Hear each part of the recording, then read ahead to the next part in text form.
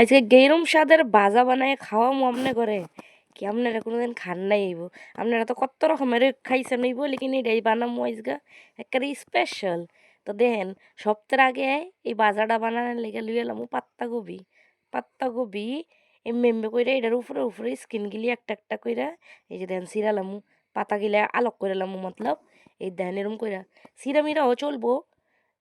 তো এই যে দেখেন এরম কইরা খুয়াইলামু সব পাতা গিলা, দেখছেন ছোটো বড়। তো একটা এনে লইলেছি বর্তন, কড়াই দিয়ে দিম জল, এক বাটির মতন জল দিলে হইব। এটার মাঝে দিয়ে দিম লাঙ্গ পাতাগিলা, যে পাতাগিলা লইছি আমরা পাত্তা কবির, সেই পাতাগিলা ডাইলা দিমু, লগা ডাইলা দিমু একটু নমক। তো নমক আপনি আগে জল ডাইলা দিলে বেশি বেলা, আমি একটু পাতাড়ি ডাইলা পরে নমক ডালছিলাম। তো এই যে দেখেন এলা নমক দিয়ে দিছি, এলা বালাম তো নমকটি জলের মাঝে মিলাইলাম।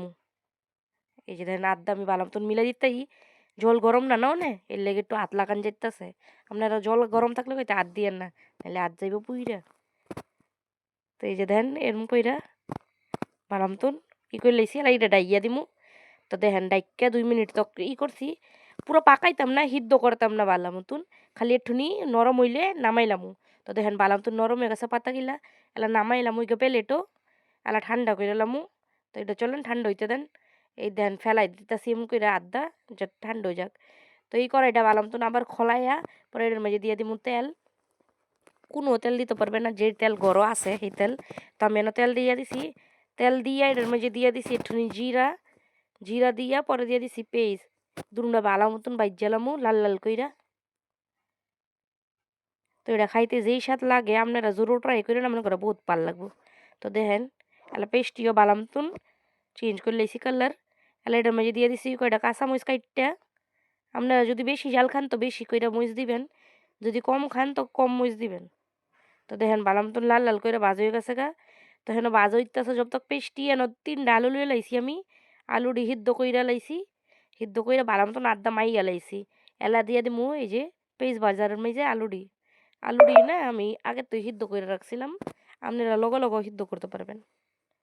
তো সিদ্ধ আলুগুলা ভালো মতন মাইকা আদা দিয়া দিছি, এলা এটা ভালো মতন মিক্স করে লামু এই পেঁয়াজের মাঝে। তো দেখেন কিরকম সুন্দর দেখা যাইতেছে দেখতে। তো এমনি করে বানাইলে যেই স্বাদ লাগে এই রেসিপিটা। তো এলা দিয়ে দিছি ধনিয়া গুঁড়া, হলদি গুঁড়া, মরিচ গুঁড়া, আর দিয়ে দিছি স্বাদ মতন নমক। আর এটাও বালামতুন মিক্স করে লামু, মতলব এটাও 2 মিনিট তো বালামতুন ভাজা ভাজা বানাইলামু আলুডি। তো দেখেন এনো আলুডি একেবারে রেডি। এটা মাঝে কড়া নি ধনিয়া পাতা দিয়ে দিমু কাইটটা, এটা মিলাইলামু। এই যে দেখেন একেবারে তো ইয়ার এলা এইটা না একটা প্লেটও নামাইলামু ঠান্ডা উনের লেগিয়া। তো এই যে দেখেন একটা প্লেটও নামাই লাইছি, এইটা ঠান্ডা হইতে দিতেছি।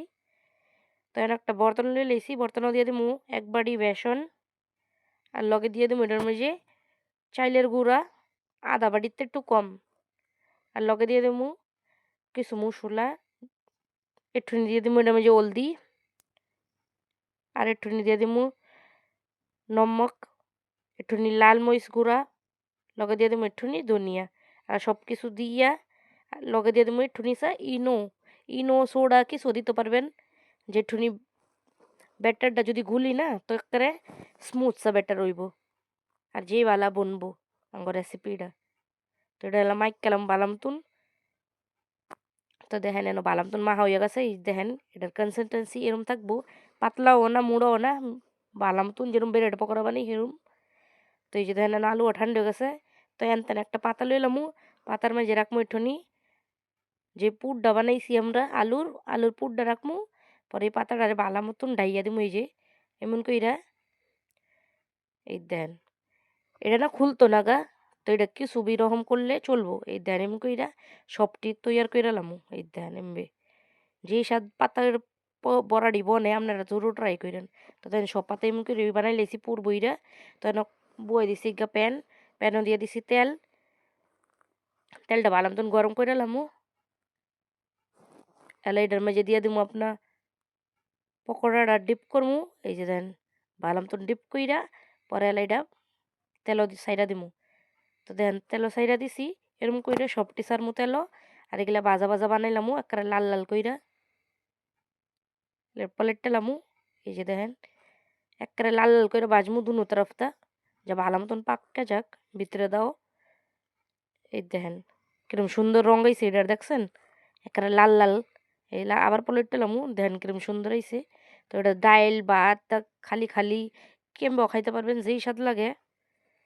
দেখেন একেবারে তৈয়ার আপনার ঘরে উড়াই দেখাই আমি। এই দেখেন কত স্বাদ লাগতেছে দেখতে।